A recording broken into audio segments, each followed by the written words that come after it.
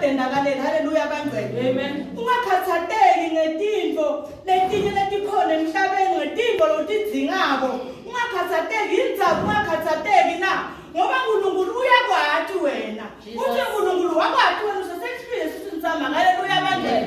So uNkulunkulu angeke ahluleke kukwenele. uNkulunkulu akahlulwanga ukuthi ngamanye amagama. uNkulunkulu uyakhona. Futhi uNkulunkulu uyafuna kwenta konke. Haleluya bangcwele. Kube uNkulunkulu takwenela uma kuphela ufuna umbuso kaNkulunkulu. Amen. Laphela kuyamzekela ukuthi bantu bebekade kamafuni lo mfana ungubani uJesu. So bazalwane uma ufuna indvodzana akukho lapho uyaphumelela khona. Ngeke wabona umbuso kaZulu ngoba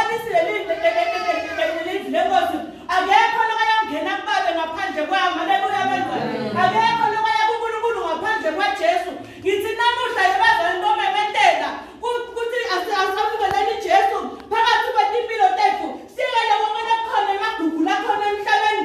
Ikhona indoda letinhle lesibonako. Lethi besingatikhetha njengoba takhetha kulabazalwane. Babe bakhona kulela hole. Bakuletinto letinhle kumenye basemhlabeni. Futhi bangakhetha bona. Bakhoda inkosi Jesu. Haleluya bangcwele. Asimkhetheni Jesu namuhla. Asiyekeleni konke. Kumathimba bona ngeke. Laphana baseGibhithe bekukhona lo Moses asaseGibhithe bebadla kamnandi. Kumnandi lapha eGibhithe ahlala ebukhosini. Kodwa Moses wathi uyabuka. Wathi ayikhona lapha eGibhithe ndla kahle. Nazi isizwe sakithi siyahlupheka.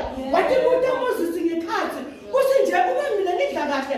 Bafowethu balamba ngabe kulithando inkona lo. Haleluya bangcwele. Uma Moses eGibhithe wabaleka Moses eGibhithe aphumisa kubona simo wakhetha kuba bekumadini akusimnandi kushiya boshisi ushiye boqalona bobani uphuma uhambe uye enkosini. Haleluya. Manje bazona sikhethe Jesu. Asikhethe inkosi emakhosi. Asimfuneni yena asatholakala ngisho njalo nini. Bese uma ngabe kumbe sosibona ngathi kumatimba kakhulu lithi siphakamisela amehlo edethe insabeni. Lapho sithatha uvela khona. uNkulunkulu unemandla abantwana. Ukwenza konke. uNkulunkulu unemandla abantwana. Ukwenza konke lokudingako. uNkulunkulu uyafuna abantwana. Ukwenzela konke lokudingako. Lithi livi lakhe yena hayi kusiyahluleka. Kuphela ngetendo tethu, ngebubi bethu lesibelako. Bese kuyamsitha uNkulunkulu. Kuthi yena akhona kusendela. Haleluya bangcwele. Kodwa yena uyakhona. Bathi ngesilungu bathi he is able. Uyakhona.